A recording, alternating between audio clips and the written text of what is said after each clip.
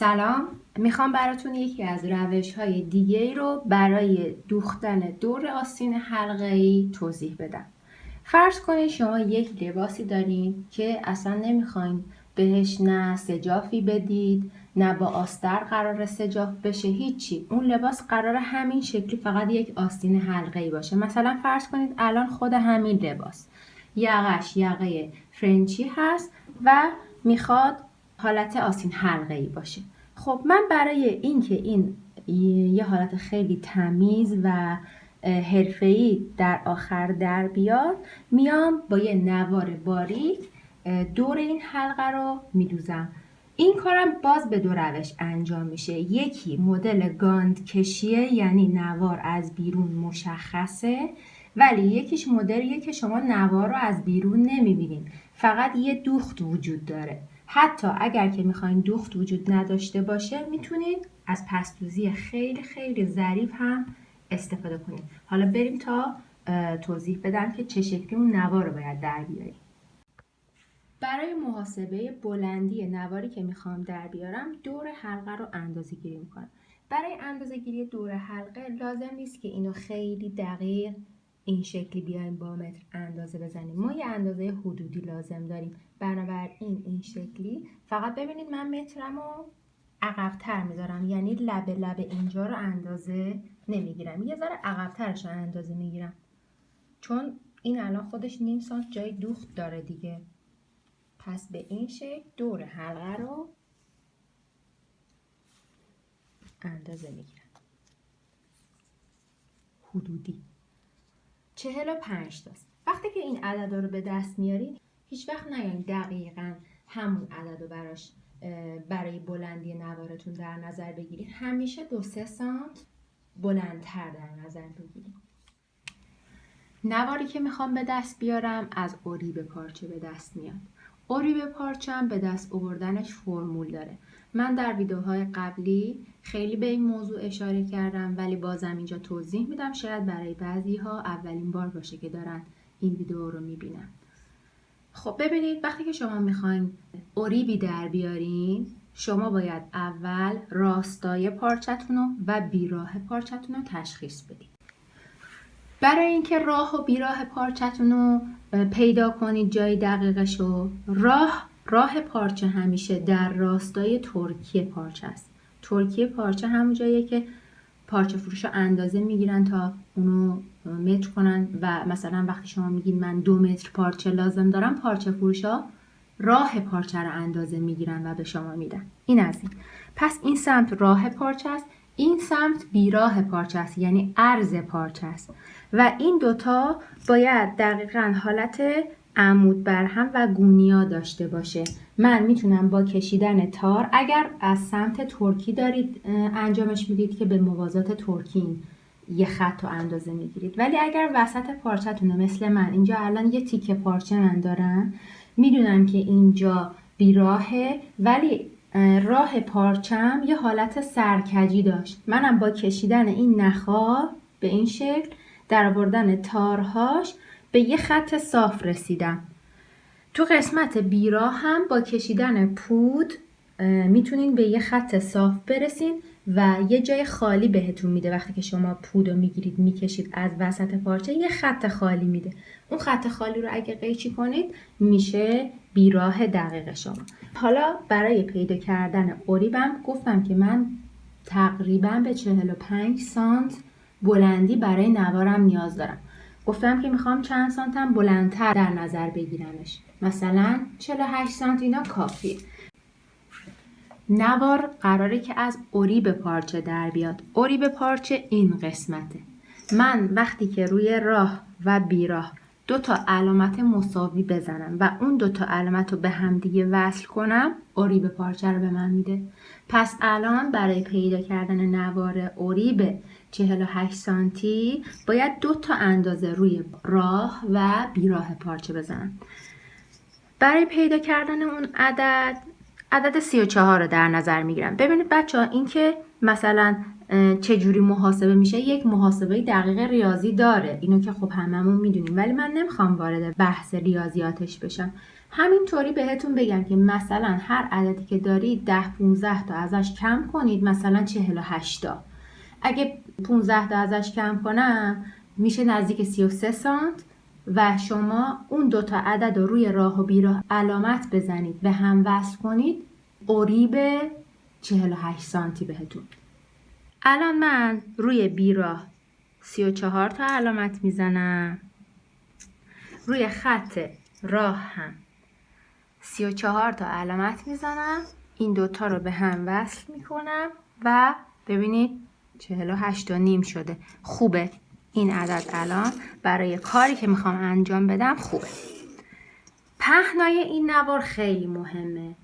توی پارچه های مختلف ممکنه اندازه های مختلفی داشته باشه ولی از 1.5 سانت کمتر نیست، از نزدیک 2 سانت هم بیشتر نیست. نزدیک 2 سانت منظورم مثلا 1.8 میله.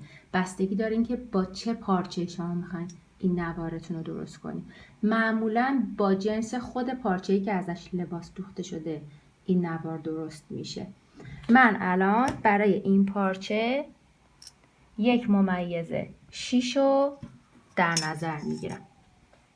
ببینید برای اینکه مطمئن بشید چه پهنایی از این نوار براش مناسبه، حتما مثلا یه تیکه 10 سانتی ازش در بیارین، قریب 10 سانتی با اون پهنایی که میخوان. روی این مراحلی که حالا در ادامه توضیح میدم و روی یه تیکه از دور آستینتون، دور حلقه آستینتون امتحان کنین، ببینین خوبه، بعد بیاین تیکه بزرگ رو در بیارین. حتما باید یه دفعه تستش کنین. منم این کارو کردم. من با 1.5 سانت انجام دادم، دیدم یه ذره کوچیکه. خوب بود ولی یه کمی کوچیک بود، برای همین 1.6 میلو براش در نظر گرفتم برای آموزش. خب من این اوریبو میبرم. شاید این سوال براتون پیش بیاد که برای چی باید براش اوریب ببریم. ببینید بچه ها، اوریب حالت کشسانی داره. میبینید؟ حالت فنری و کشسانی داره. اوریب همه پارچه ها این شکلیه. یعنی شما خشکترین پارچه هم ازش اوریب بگیرید میتونید یه حالت کشسانی داشته باشه. ولی الان اینجا رو نگاه کنید، بیراه پارچه توی این پارچه هیچ حرکتی نداره. دوباره راهش هم همینطور هیچ حرکتی نداره. پس ما برای این کار میکنیم که وقتی داریم جای گردی رو میدوزیم حتما باید پارچه انعطاف داشته باشه تا بشینه توی کارمون. حالا اگه دارین یه پارچه میدوزین، با پارچه‌ای دارین کار میکنید که بیراهش حالت کشسانی داره، لازم نیست ازش اوریب بگیرید. با همون بیراه میتونید این نوار رو در بیارید. نوار اوریب که در آوردم باید با اتو یه کمی کششش رو بگیرم، ولی نه خیلی زیاد. یه طرفشو 2 تا سوزن میزنم و با اتو ببینید خیلی کم، میبینید یه ذره حالت کشی داره، یه کم، نه که خیلی بگیرم بکشمش وگرنه نوارم خیلی باریک میشه. یه ذره میکشمش و آروم اتو میذارم روش، فقط برای اینکه کشش زیادش گرفته بشه. به خاطر اینکه اگه این کارو نکنید، وقتی که نوارتون رو میدوزید دور حلقه آستینتون یه حالتهای اضافه بهش میگن لیویر، چون تو اوریبه خیلی حالتهای توپل کنار هم حالت اوریب میفته، خیلی بد میشه. بچه ها دقت کنید، این تکنیک رو شما میتونید توی یقه هم به کار ببرین. یعنی ممکنه یه لباس یقه گرد داشته باشید که برای دور یقش خیلی راحت میتونید از این تکنیک استفاده کنید، اگر که نمیخواین به صورت دیگه ای سجافش کنید.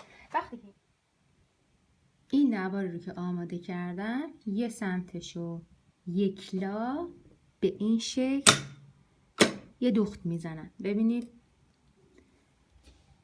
اینجای پایه لب پارچه قرار میگیره و درجه دوختتون رو لازم نیست خیلی درشت کنید، یعنی اصلا این کار نکنید که درجه دوختتون رو خیلی درشت کنید. نهایت روی 3 بذارید و اینجا رو به این شکل خالی، یعنی یک لا، یه دور چرخ میکنم ببینید به این شکل. خب ببینید دوخت اینو زدم. حالا میخوام اینو به دور حلقه بدوزم. لباس رو به رو میذارم. این الان روی لباسه، از داخل نه. به این شکل این حلقه رو این شکلی میارم. این الان زیر حلقه است. نواری که درست کردم و به این شکل میام، این سمتشو یه تای کوچیک میدم اینجوری و طرفی رو که دوخت نداره زیر قرار میدم، نگهش میدارم و زیر چرخ میبرمش. موقع چرخ کردن هیچ کدومو، نه حلقه آستینو یا اگه دارین یقه چرخ میکنین نه یقه رو نه نوار رو به هیچ وجه نکشید. فقط روی هم قرارشون بدین، چون هر دوشون تو اوریبن. بعدن که اون وقت کارتون دوخته میشه اون وقت خیلی بد شکل میشن. آروم آروم شروع میکنم به دوختن. دوختم نیم سانت نیست، کمتر از نیم سانته. دقت کنید پایم کجا داره حرکت میکنه. الان چشم من داره اینجا رو میبینه، وسط پایه رو. حالا این پارچه الان پارچه مرغوبی نیست، واقعا چلواره، خیلی ریش میشه، تار و پودش از هم خیلی فاصله داره. ولی تو پارچه‌ای که پارچه اصلیه و دوخت اصلیه دارین انجام میدین، دقیقاً عین همین کاری که میگم رو انجام بدین. به این شکل. از این تکنیک میتونین به راحتی توی دوخت لباسای شب استفاده کنین، مخصوصا لباسایی که تور رنگ بدن دارن و شما نمیدونین که باید دور اون حلقه آستینو چی کارش کنین. بعضیا میان بدون دوخت رهاش میکنن که کار بسیار بازاریه و اصلا کار درستی نیست. اگر شما به چرختون نخ نامرئی بندازین و دقیقاً عین همین کارو توی لباس شب با تور رنگ بدن و نواری که باز دوباره از تور درست کردین انجام بدین و حالا دوخت بعدیش هم که مرحله بعدشو که میگم و پس دوزی کنین، اصلا یه چیز بی‌نظیر میشه، انقدر تمیز میشه. بچه ها دقت کنین کار من الان نگان داره نه سردوز داره، این به خاطر اینکه مال آموزش بوده و من فقط دارم در مورد دور حلقه روی این لباس توضیح میدم. این لباس اصلا یک لباس آموزشی هست. خیلی آهسته و دقیق جلو برید، تیکه تیکه اینا رو روی هم بذارید. مواظب باشین دقیقاً روی هم قرار بگیره، یکیش مثلا عقب نره یکیش جلو، چون خیلی مهمه. وقتی که به آخرش رسید ببینید این شکلی باید اضافه نوار رو ببرین. این نوار الان انقدرش اضافه است. نگاه کنید من از اینجا، از جایی که این تا خورده، از اینجا به این شکل میبرمش و ادامه میدم. اینو به این شکل.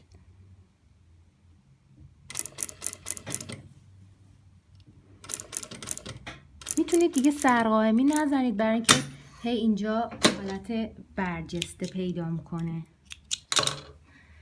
ببینید اینجا رو، این الان اومد روی قبلی رو گرفت. حالا این درز رو به سمت نوار تا میکنم این شکلی، یه ذره با دستم فشارش میدم که بخوابه. اینجای شروع روی نوار رو یه دوخت نیش میزنم. برای پارچه های لباس شب که گفتم بهتون، برای اون نواری که از تور دارید در میارید، اولا اون نوار رو شما میتونید از بیراه در بیارین، چون تورا معمولا کش دارن، لازم نیست اصلا اوریب در بیارین، اونا رو از همون بیراه در بیارین. بعد اینکه این دوختا رو، اینو مخصوصا درجه دوختتون رو درشت کنین. پیچ رو رو شل کنین که بعد از اینکه دوختین و پستوزی کردین اینا رو بشکافین، به خاطر اینکه اینا فقط یه حالت پرس کردن داره برای شما. این دوخت چرخ خودش داره براتون پرسش میکنه، یعنی به جای اینکه بیاین با اتو خیلی سخت، چون خیلی ظریفه دیگه، ظریف کاریه واقعا، اینو با اتو بخواین این کارو بکنین شما به راحتی با یه دوخت با چرخ این کارو انجام میدین. ولی اگه نختون و درجه دوختتون رو درشت کنین، پیچ رو شل کنین، بعد از کار کردنتون راحت میتونین این دوخت رو بکشین و درش بیارین. ببینید دارم درز رو به نوار میخوابونم و آروم آروم دور تا دور نیش میزنم بهش.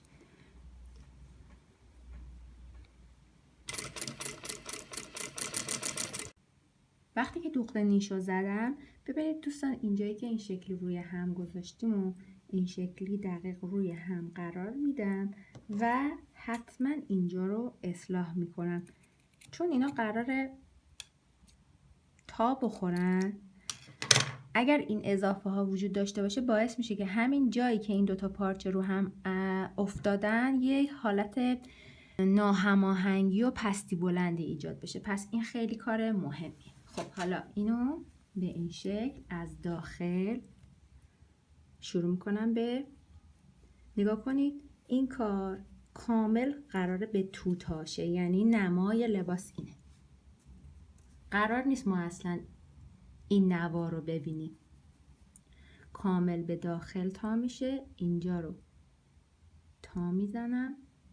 اون پهنایی که اولش بهتون گفتم باید یه تست بگیرید ببینید پارچتون مثلا چقدر لازمه که ازش در بیارید اوری پهناشو، چقدر لازمه که پهنا رو در نظر بگیرید که نوار نهاییتون مثلا چه پهنایی داشته باشه. برای همین جاست. نگاه کنید مثلا اگه من نوار رو پهن در گرفته بودم این پهنا الان بیشتر میشد، مثلا تا 1 سانت اینا میشد. این نواره اگه خیلی پهن باشه، این دوخت دومی که الان من میخوام بزنم و دیگه از رو هم جاش میفته، مثلا اگه توی 1 سانت باشه باعث میشه که دور حلقتون بد وایسه اگر پهن‌تر از نیم سانت باشه. یعنی اگه 1 سانت باشه که قشنگ کاملا یه حالت خیلی حالت بدی دور حلقه ایجاد میکنه. ببینید اینجا حتی اگه این ابتداشو میبینید با دست سختتونه میتونین با اتو تا بندازین یا این ابتداشو کوک بزنین که بتونید یه تای تمیز ایجاد کنید و شروع کنید.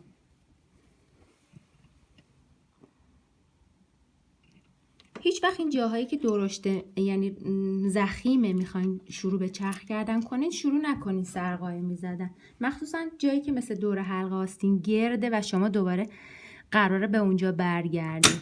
من پایه چرخمو گذاشتم، سوزن رو داخلش فرو بردم. الان شروع میکنم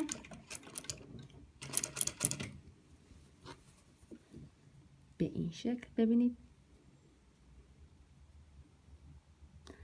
فقط باید دقت کنید که این نوارتونم پهن و باریک تا نزنید. این دوختی که اینجا زدم برای این مرحله است. اگه این دوخت رو به اینجا نزنین این مرحله سخت تا میشه، یعنی پارچه اوریب مهار نمیشه. الان من دارم نیم سانت از لب هلال آستین چرخ میکنم، یعنی چشمم اینجاست، اینجا. این دوتا الان نیم سانت، یعنی نیم سانت که همین یه پایه داره چرخ میشه.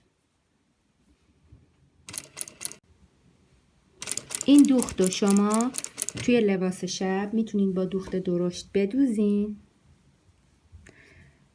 درجه نختونم شل کنین که راحت شکافته بشه. بعد چون ببینید الان این دیگه خودش اینو پرس داره میکنه، به راحتی این کنارشو میتونین پستوزیتون رو انجام بدین. بعدن که پستوزیتون رو زدین اون نخو بشکافین. ببینید الان به این شکل دور تا دور دوخته شد. من با رنگ مخالف زدم که شما دوخت رو ببینید. اگر با همون نخ سفید رنگ بود واقعا دیگه هیچی مشخص نبود. حالا باید اتوش کنم. روی طیاره دور حلقه رو اگر پارچه‌تون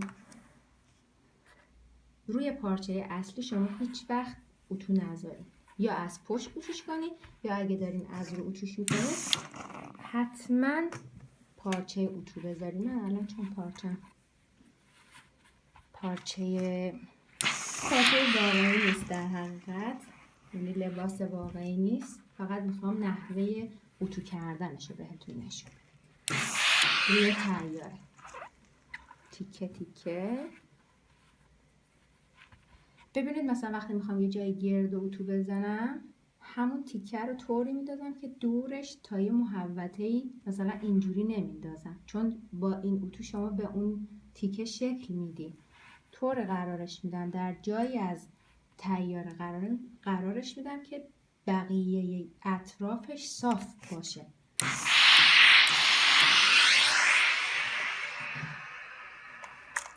خب ببینید چه شکلی شد.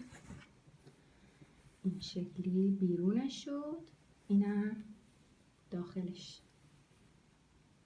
حالا میگم نخای من همه رنگ متضاده برای اینکه شما بهتر ببینید.